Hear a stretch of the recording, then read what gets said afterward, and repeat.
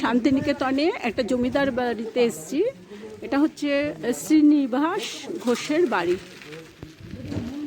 পরে এটা হাত বদল হয়েছে, তার নাম আর আমি জানতে চাই নাই। তো শ্রীনিবাস ঘোষের বাড়ি, এখানে আসতে গেলে 10 টাকা করে টিকিট নিয়ে ভিতরে যেতে হবে। 10 টাকা টিকিট কেটে তারপরে ভিতরে যাবেন। বাড়ির ভিতরে ঢুকছি, জমিদার বাড়ি।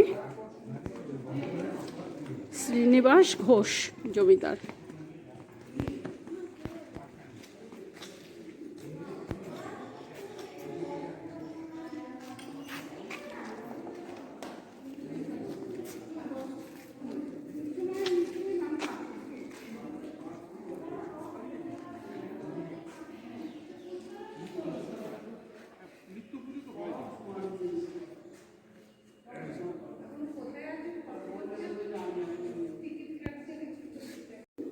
এখন আমরা জমিদার বাড়িতে রয়েছি।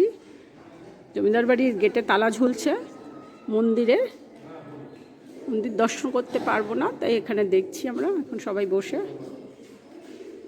আজকে আমরা বোলপুর স্টেশন থেকে বেরিয়ে যাচ্ছি, যাব এখন আমরা শ্যামনগরে। আমরা স্টেশনে পৌঁছে গেছি। 6টা 11-তে আমাদের ট্রেন আছে।